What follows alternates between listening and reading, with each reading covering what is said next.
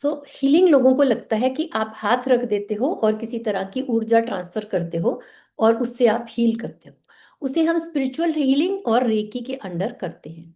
उसके बाद लोगों को ये भी लगता है कि अगर मेंटल कोई इशू है या दिमाग में स्ट्रेस है तो आप साइकोलॉजिस्ट के पास जाते हो। अब बहुत से लोगों को साइकोलॉजिस्ट और साइकिस्ट्रिस्ट का डिफरेंस भी नहीं पता चलता। उनको लगता है कि बस अगर, जैसे मुझे किसी ने कहा कि मेरी 15 साल की बेटी ना कोई रिलेशनशिप में है और बहुत स्ट्रेस में है, तो मैं उसे साइकेट्रिस्ट के पास ले गई दवाई ले जा खिलाने के लिए। आप मुझे बताइए, क्या इस इशू में साइकेट्रिस्ट की जरूरत है? ये एक टीनेज प्रॉब्लम है, इसके लिए साइकेट्रिस्ट की प्रॉब्लम नहीं है। ज्यादा ज्यादा आप साइकोलॉजिस्ट के पास ले जा सकते हैं, नहीं तो वेलनेस कोच थेरेपिस्ट के पास आप लेकर जाएंगे इस बात के लिए। ये लाइफ को जीने की लाइफ कोच की जो इशू है उस वो डील करेगा इससे। इसे डॉक्टर डील नहीं, this is not a ADHD और some kind of OCD type की कोई ऐसी प्रॉब्लम नहीं है जिसे वो वहां पर देखेंगे। इधर जो थेरेपिस्ट हैं वो भी क्वालिफाइड होते हैं। Let me tell you, I am की grand master and I am a qualified therapist. ये सिर्फ मैं अपना इम्प्रेशन बनाने के लिए नहीं बता रही हूँ, मैं आपको इसलिए बता रही हूँ क्योंकि मेरी जर्नी है, मैंने ये सब सीखा है, तो मैं इसे हैंडल करने की कैपेबिलिटी रखती हूँ। इसीलिए मैं उस स्पेस से आपको ये बता रही हूँ। ठीक। इनर चाइल्ड हीलिंग की बात कर लेते हैं। इनर चाइल्ड हीलिंग क्या है? अब जब आपको कोई ऐसे इश्यूज आते हैं लाइफ में जिसमें कि आप आपको समझ नहीं आ रहा कि इतना रिस्पॉन्स ये कैसा है मेरा। एग्जाम्पल लेते हैं, छोटे छोटे एग्जाम्पल से मैं आपको बताऊंगी। जैसे मानो गुस्सा। गुस्सा हम सबको आता है और पूरी तरह से हम गुस्सा खत्म नहीं कर सकते, लेकिन जब उसका ट्रिगर किसी ने छोटी सी बात कही और आप बहुत बड़ा इरिटेट हो गए और भड़क गए, अब ये आपका इनर चाइल्ड इशू हो सकता है, क्योंकि आपने इतना सहा और अब आपको लगता है अब नहीं मैं सहने वाली हूं, अब आप मेरे को और एक्सप्लॉइट नहीं कर सकते, और फिर आप भड़क जाते हो छोटी सी बात पे। ठीक है। हो सकता है बचपन में कुछ ऐसी घटनाएं हुई हो जिससे कि उस समय तो आप ना बोल पाए हो, लेकिन आज आप सक्षम हैं, स्ट्रांग हैं, तो अब आप ऐसा बिहेव कर रहे हैं। कुछ लोगों को मानो किसी ने जोर से चिल्ला दिया, वो सहम जाते हैं आज भी। अगर बहुत लाउड नॉइस आया, किसी ने जोर से, कोई पड़ोस में अपने घर में लड़ रहा है और आप सहम जाते हैं, आपसे किसी ने कुछ कहा भी नहीं, और हो सकता है आपकी उम्र 25 30 35 50 कुछ भी हो सकती है, आपसे तो झगड़ा हो भी नहीं रहा, लेकिन आप लगता है मेरा दिल धक धक करने लगा, मैं सहम गया। वो सब चीजें, मूवी में भी कुछ हो गया तो आप देख के सहम जाते हैं। अब ये रिस्पॉन्स भी आपका इनर चाइल्ड रिस्पॉन्स हो सकता है। बताती हूँ कैसे। इनर चाइल्ड होता क्या है, आपके अंदर का वो अनहील्ड चाइल्ड है ना। जब आप छोटे थे, हम कह देते हैं इनर चाइल्ड, जरूरी नहीं कि वो छोटा बच्चा 4 5 6 7 साल का हो। अगर आप 50 साल के हैं, 30 साल में भी कुछ हुआ जो पास्ट में हुआ उसे इनर चाइल्ड कह देते हैं, तो वो भी आपका इनर चाइल्ड रिस्पॉन्स हो सकता है। तो उस समय मानो, छोटा एग्जाम्पल लेते हैं, मानो आप बच्चे थे, आप 8 10 साल के बच्चे थे, पेरेंट्स आपके आपस में लड़ रहे थे, आपके फादर ड्रिंक करके आए थे या माता से लड़ाई हो रही थी या जोर जोर से वो चिल्ला रहे थे। अब आप उस समय छोटे बच्चे थे, आप 8 9 10 15 जितने भी साल के बच्चे थे, आपको समझ नहीं आता कि आप ऐसी हालत में क्या करो, तो आप सहम जाते हो। छोटा बच्चा क्या रिस्पॉन्स होता है उसका? सहम जाता है। उसे डर लगता है मेरा क्या होगा, मम्मी पापा लड़ रहे हैं और वो आप बोल रहे हैं कि मैं तुझे छोड़ दूंगा, या वो मार पिटाई भी हो रही होती किसी किसी केस में, कुछ भी हो सकता है। तो ऐसा जब आप देखते हो तो बच्चा क्या कंक्लूड करता है, मैं अनसेफ हूं, मुझे अपने आप को बचाना है, मुझे उसकी साइड लेनी है जो स्ट्रांग है, या मुझे उसकी साइड लेनी है जो वीक है, मुझे उसे प्रोटेक्ट करना है, या मुझे मेरा क्या होगा, मुझे खुद को बचाना है। ऐसा कुछ भी वो कंक्लूजन ड्रॉ कर सकता है। अब मानो ये चीज रोज रोज होती है, अब अगर एक बार दो बार तीन बार, अब जितनी बार लड़ाई होती है उस वो सेम ही कंक्लूजन पे आता है, शायद मेरी कोई गलती है कि मेरे माता पिता लड़ रहे हैं। क्योंकि क्या होता है, मदर क्या बोलती है, अगर ये बच्चा ना होता तो मैं तो कब का चली जाती तुम्हें छोड़ के, बच्चों की वजह से मैं टिकी हूँ। फादर भी कई बार बोल देता है, इसकी वजह से मैं तुम्हारे साथ रह रहा हूं, नहीं तो मैं तो कब का छोड़ देता तुम्हें। ऐसी ऐसी ऐसी बातें होती हैं। ठीक है।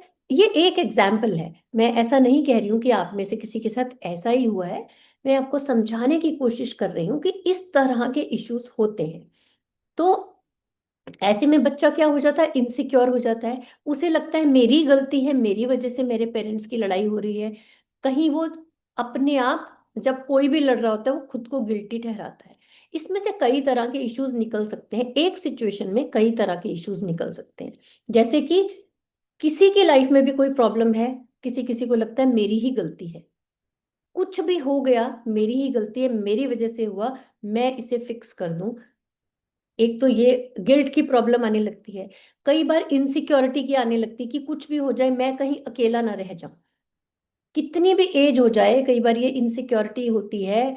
इसको हम, एक इशू होता है जिसे उसे लगता है अबैंडनमेंट का, कि मुझे छोड़ देंगे, मैं अकेला रह जाऊंगा। कई बारी ये बचपन का इशू है, और फिर शादी करने के बाद वो लेडी जो है कॉम्प्रोमाइज करती करती करती चली जाती है कि ये ना हो मैं अकेली रह जाऊं और मेरी लाइफ में कोई भी ना रहे। कई बार डिवोर्स या लड़ाई झगड़े के जो केसेस आते हैं उसमें वो ये पूछते हैं कि क्या, अगर मैंने इसको छोड़ दिया तो क्या मेरी दूसरी शादी हो जाएगी। से पहले ये डिसाइड करो ना, इसे छोड़ना है कि नहीं छोड़ना। इस शादी में अब अब्यूज सहते रहेंगे सिर्फ इसलिए क्योंकि आप डरते हैं अकेला रहने से।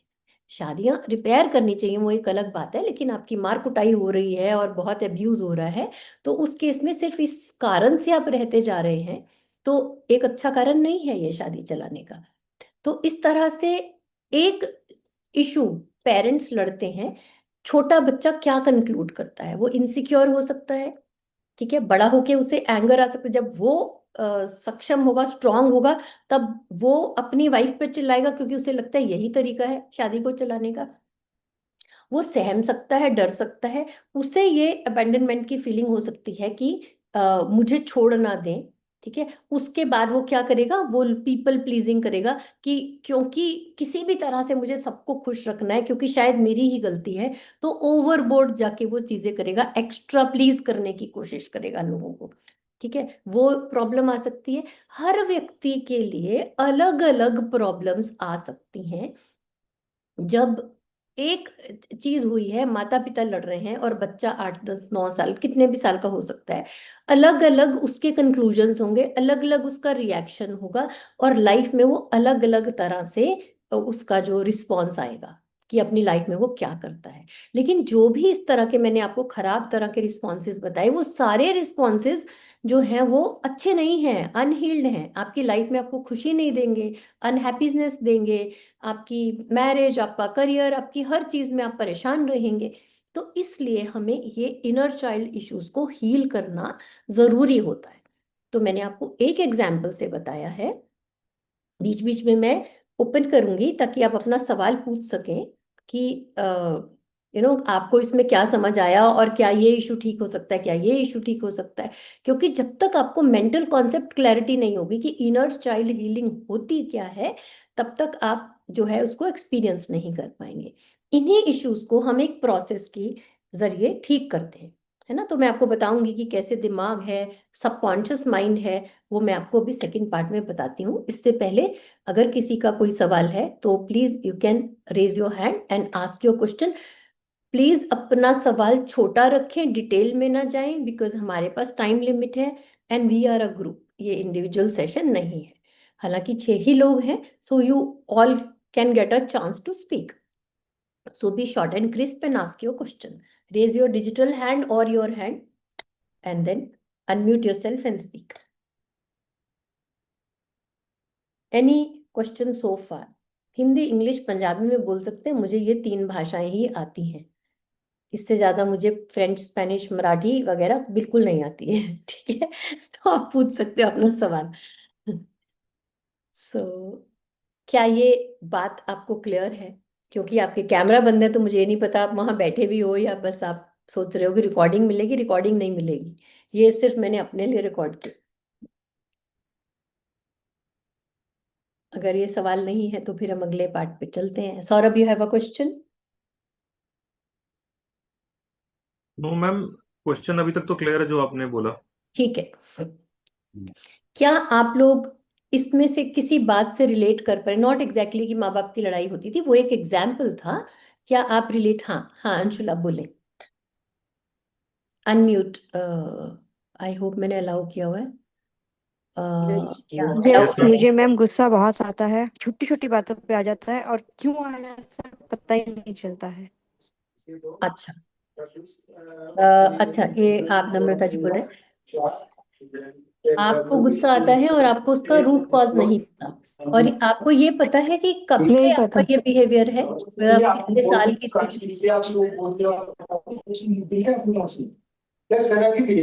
Hello, sorry ma'am, I can catch you, आपने क्या पूछा?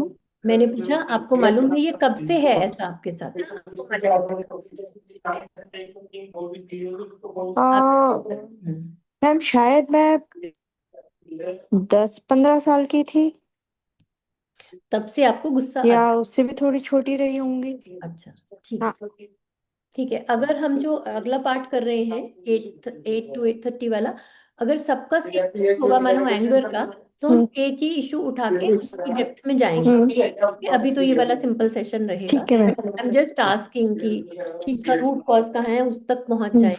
तो हर चीज को जब हम जड़ से ठीक निकालते हैं, मानो कोई भी पेड़ है, पौधा है, कोई भी चीज अगर हमें निकालना है, वो वीड है, खराब चीज है, अगर आप उसको ऊपर से काट दोगे तो वो फिर जो है वो फिर निकल आएगा, है ना?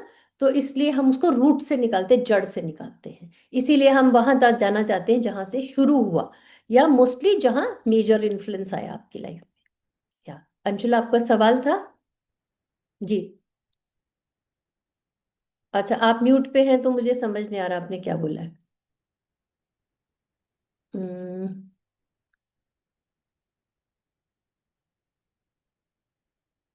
अच्छा ठीक है, वी विल कंटिन्यू। ठीक। सो मैं आपको समझाती हूँ। आप लोग सब समझते हैं आप लोग सब समझते हैं कि हमारा दिमाग है, उसमें कॉन्शियस और सबकॉन्शियस माइंड है। ये आप समझते हैं सब मेजरली। हमारा जो दिमाग है उसमें कॉन्शियस माइंड है, उसका एक हिस्सा सबकॉन्शियस माइंड है।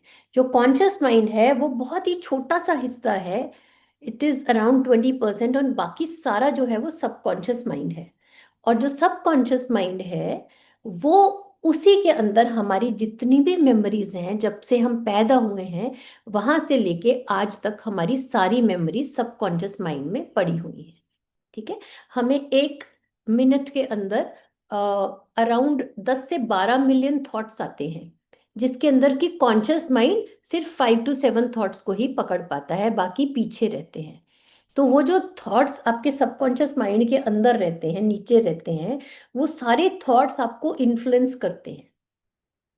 जैसे कि मानो एक बार आपको, जैसे एक बार आपको कोई सिचुएशन पैदा हुई, जैसे आपको गुस्सा आता है, एक सिचुएशन पैदा हुई, आप चाह रहे हो कि मैं काम रहूं, इस बार मैं नहीं, है ना? कि जिसको गुस्सा आता है वो ये बात समझ सकता है कि वो कहता है कि नहीं, अब मैं शांत रहूंगी, मैं अच्छे से एकदम से भड़क के जवाब नहीं दूंगी, मैं शांत रहूंगी।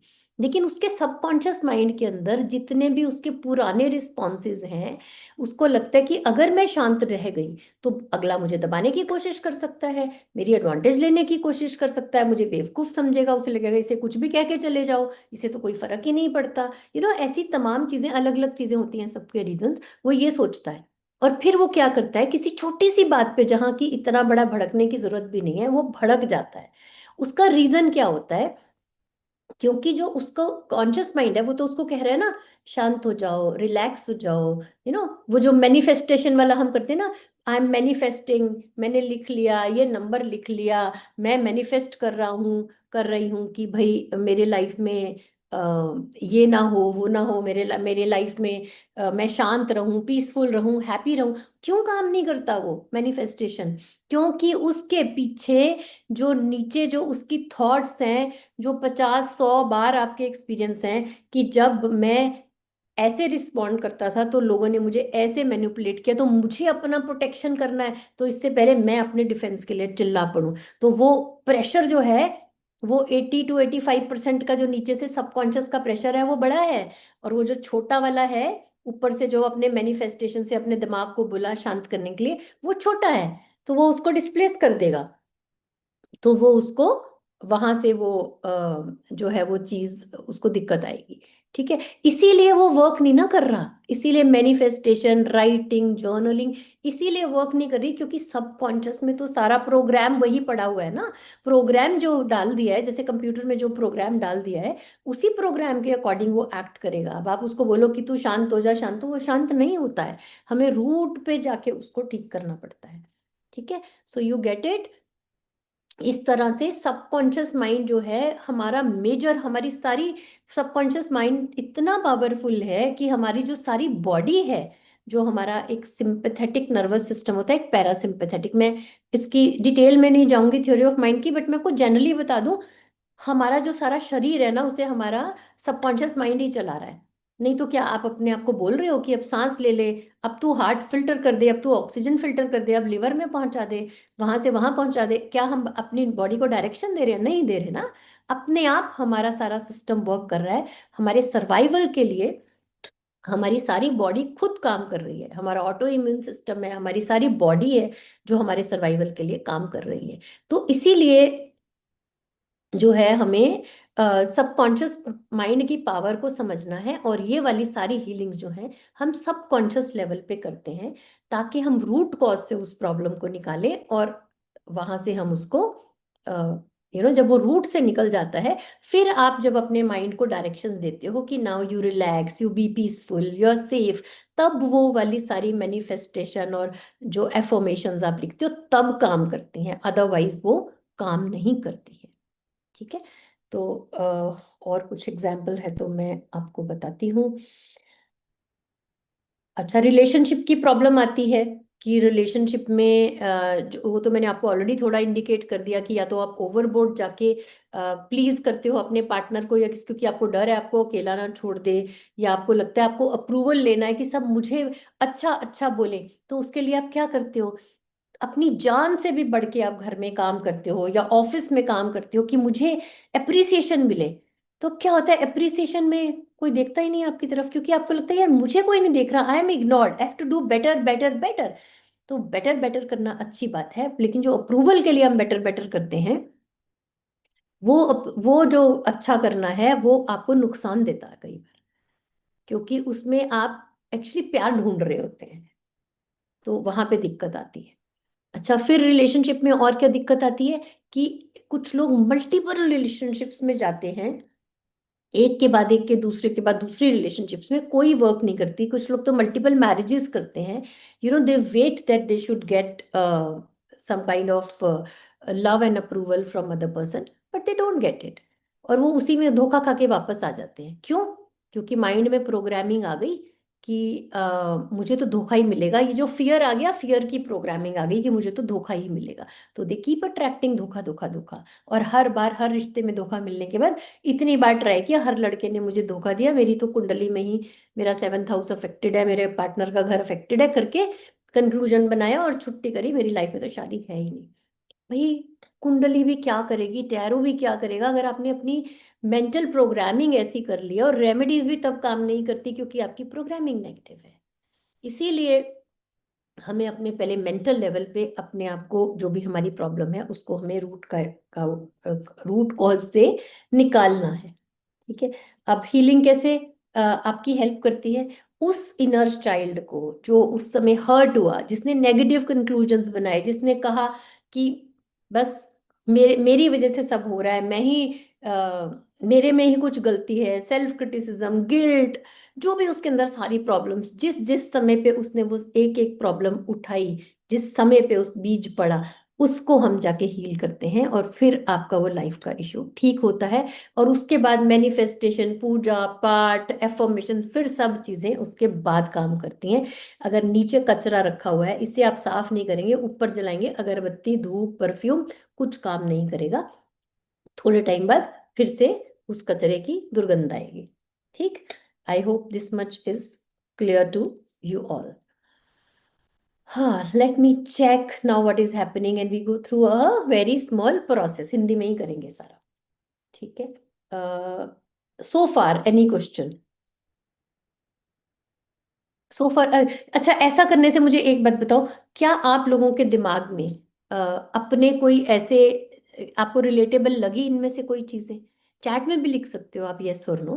क्या आपको ये बातें रिलेटेबल लगी कि हाँ ऐसा कुछ तो लाइफ में होता है मेरे साथ, ऐस इसमें से you can just say yes और नो। जितनी बातें मैंने बताई उसमें से कोई बात रिलेटेबल है?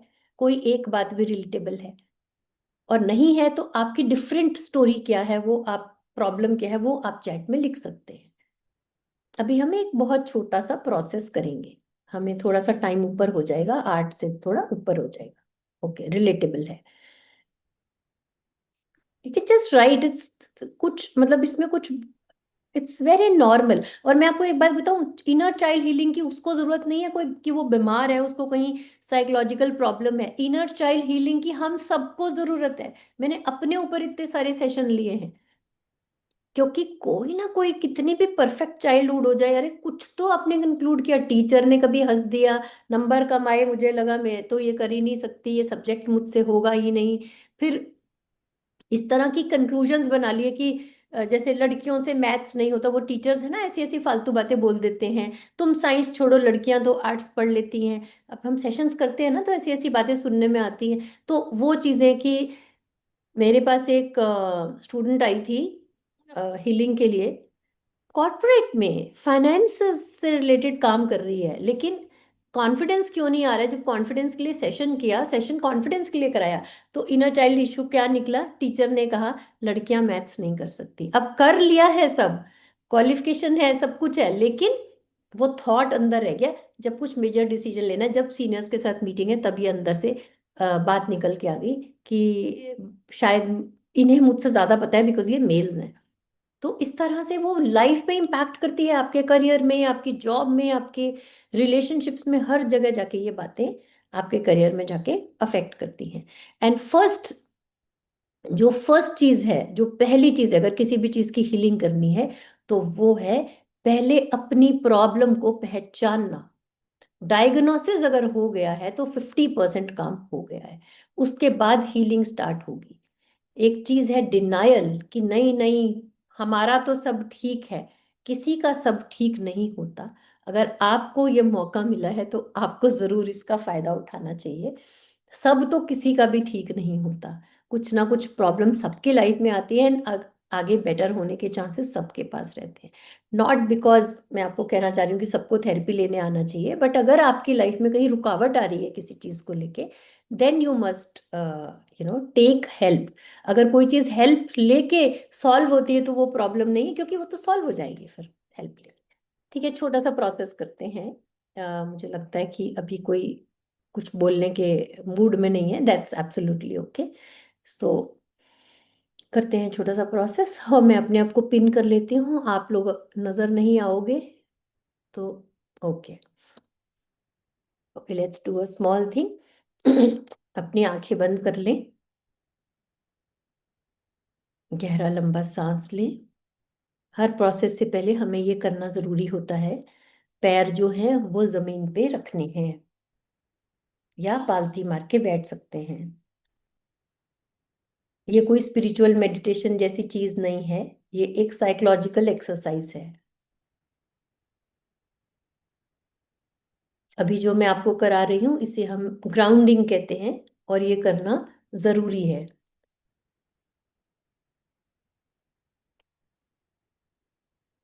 देखिए आपके पैर जमीन की ऊर्जा से जुड़े हुए हैं,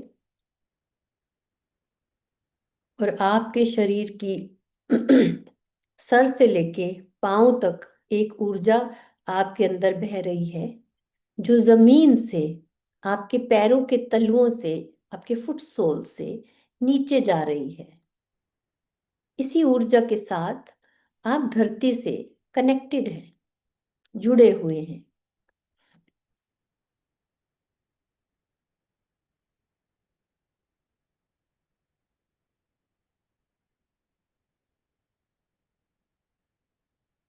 इस प्रोसेस को देखते रहना है, जैसे जैसे ये ऊर्जा आपके सर से कंधों तक, आपके दोनों हाथों तक, आपके कंधों से आपकी पीठ नीचे जाते हुए, सामने से, आगे से नीचे जाते हुए, आपके तलुओं पर, पैर के दोनों तलुओं तक पहुंचती है, और वहां से धरती के अंदर जाती है।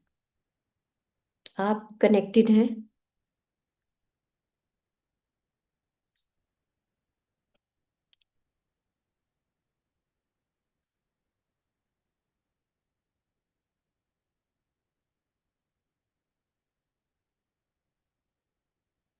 Very good. इसके बाद देखें, आप जिस भी कमरे में बैठे हुए हैं, घर में, ऑफिस में, जहां भी बैठे हैं, वो कमरा अंदर से जो उसकी इंटरनल वॉल्स हैं, वो एक आपके लिए सेफ स्पेस है। यहाँ आपकी आज्ञा के बगैर कोई आ जा नहीं सकता। अगर फिजिकली कोई आ जा रहा है और आप उसे रोक नहीं सकते, तो उसकी ऊर्जा आपको डिस्टर्ब नहीं करेगी। अपने से कुछ मीटर दूर तक एक सर्कल बना लें, जिसके बीच में देखें आप बैठे हैं और आप सेफ हैं। ये आपकी सेफ स्पेस है। इस सेफ स्पेस में आप अपने उस समय पे जाएं जिस समय पे आप बहुत छोटे बच्चे थे, यानी कि 0 to 10 years के बीच का कोई भी एज का आप अपना रूप देख लें। चाहे आपको याद है आप फोटोग्राफ में ऐसे दिखते थे, या आपकी मेमोरी में है, एक एज का कोई भी वो इमेज अपने सामने ले आए।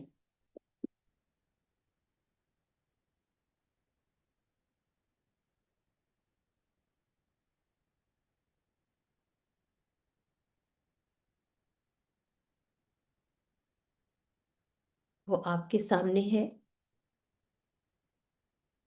उसकी आंखों में देखें, उस बेबी की, जो भी वो मेल फीमेल आप जो भी हैं, उस बच्चे की आंखों में देखें।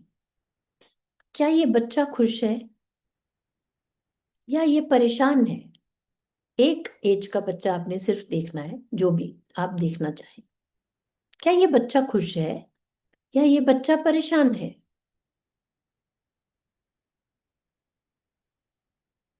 अगर ये बच्चा परेशान है या बहुत खुश नहीं है, तो आप इस बच्चे को धीरे धीरे इसके पास जाएं और पूछें कि क्या मैं आपको हाथ लगा सकता हूं। हालांकि ये आप ही का पार्ट है, फिर भी परमिशन लेना जरूरी है।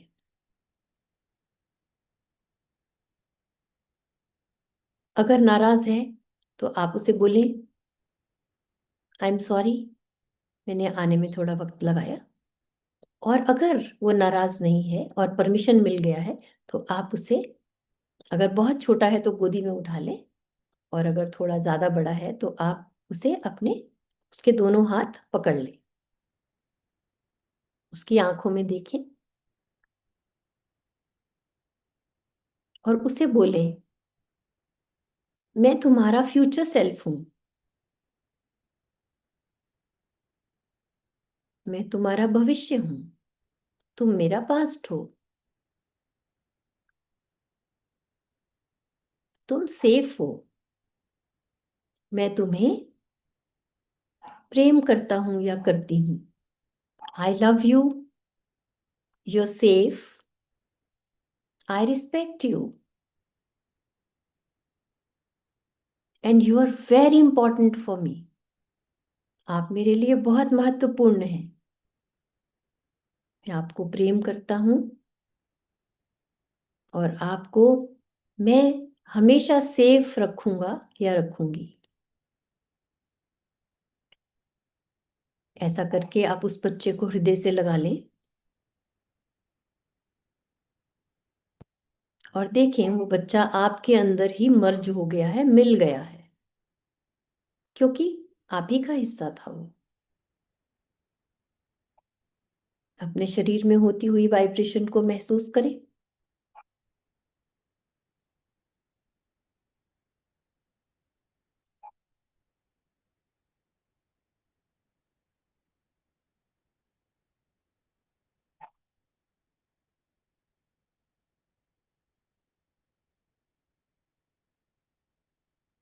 धीरे धीरे जब आपको लगे कि ये वाइब्रेशन आपके शरीर में मिल गई है, इस बच्चे की इमेज आपके अंदर ही समा गई है, तो आप अपनी आंखें खोल सकते हैं।